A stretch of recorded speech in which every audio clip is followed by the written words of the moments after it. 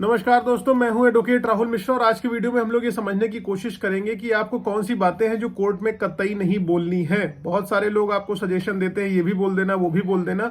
तो कोर्ट से रिलेटेड चीजें, कौन सा मैटर जो मैट्रिमोनियल पति पत्नी का विवाद हुआ है उसमें, उस मैट्रिमोनियल डिस्प्यूट में क्या बातें आपको कोर्ट को बोलनी है, वो सबसे इंपॉर्टेंट बातें जो मैं आपको बताने जा रहा हूं, वो एक ही बात मैं आपको बताऊंगा जो बहुत इंपॉर्टेंट है।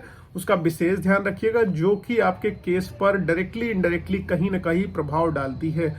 वीडियो स्टार्ट करूं उससे पहले हर बार की तरह मेरी आपसे रिक्वेस्ट है कि अगर आप लोग चैनल पर नए हैं या पहली बार आ रहे हैं या आपने अभी तक सब्सक्राइब नहीं किया तो प्लीज सब्सक्राइब करिएगा। पर्सनली मिलना चाहते हैं, किसी मुद्दे पर मेरा लीगल ओपिनियन चाहते हैं, मुझसे बातचीत करना चाहते हैं, अपने प्रॉब्लम को सॉल्व आउट करना चाहते हैं, तो आप मुझसे बात कर सकते हैं।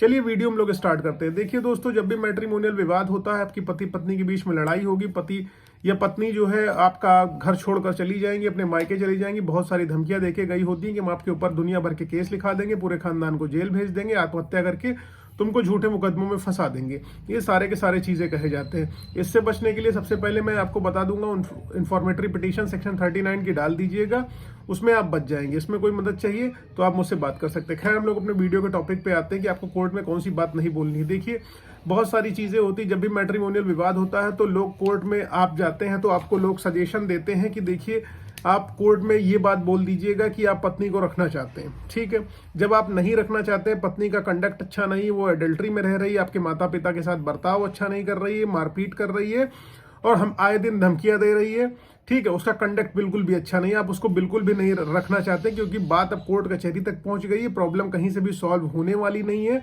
और आपका जेल जाना तय है, आपका मेंटेनेंस देना तय है, तो आप उसको क्यों रखेंगे। जब आप नहीं रखना चाहते हैं तो आपको एक चीज मान लीजिए, कोर्ट में बिल्कुल ये नहीं कहना कि आपको पत्नी को रखना है। जब आप मान लीजिए लोग सजेशन देते हैं, आपको कहते हैं कि इसको रखने के लिए कह देना कोर्ट के अंदर या सेक्शन 9 डाल देना, ठीक है, रखने के लिए कहना, उससे आपका बेस मजबूत हो जाएगा। जब रखना चाहते हो तो सेक्शन 9 डालो या रहने के लिए कहो, रखने के लिए कोर्ट में बोलो। अगर मान लीजिए आपने कोर्ट में रखने के लिए उसको कह दिया और उसका कंडक्ट अच्छा नहीं है, मिसबिहेव करती है, लगातार अभद्रता करती है, गाली गलौज करती है, माँ बाप के साथ आपके मारपीट करती है, आपके ऑफिस पर जाकर आपको धमकियां देती है, आपकी बेइज्जती करती रहती है बार बार, तो आप उसको क्यों रखोगे। मतलब आप नहीं रखना चाहते हो तो कोर्ट में बिल्कुल ना कहना कि आप उसे रखना चाहते हो। अगर आपने कोर्ट में मान लीजिए कह दिया कि आपको उसको रखना है तो ये यकीन मानिए कोर्ट भी कहेगी ठीक है आप रखना चाहते हैं, इसको लेकर जाइए।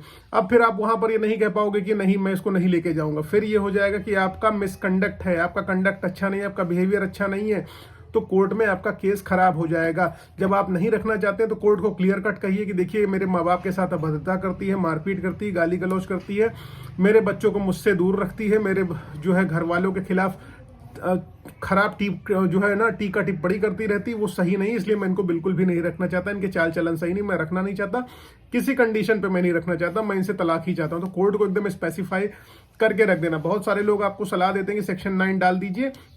सेक्शन 9 डाल देने का मतलब हो गया कि डिक्री मिल गई तब भी ये गारंटी नहीं कि पत्नी आपके साथ रहेगी, बस गुड कंडक्ट दिखाने के लिए लोग सेक्शन 9 डला देते हैं। सेक्शन 9 आपके फेवर में मान लीजिए डिक्री हो गई, तब भी पत्नी अपील में चली जाएगी, रिवीजन में चलेगी, उसकी क्या गारंटी कि वो घर वापस आ जाएगी या उसका कंडक्ट अच्छा हो जाएगा। तो आपको रखना है, ये उसी कंडीशन में बोलना है जब आप 100% जान लीजिए कि आपको रखना ही है।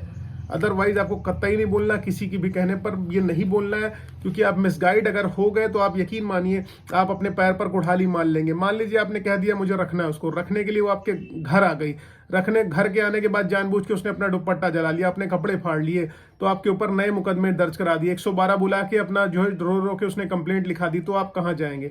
प्रॉब्लम आपके लिए खड़ी हो जाएगी। इसलिए अपने आप को सेव करिए, अपने तरीके से सेव करिए, जो भी सत्यता है उसको कोर्ट के सामने उजागर करिए। उम्मीद है आपको ये जानकारी समझ में आई है।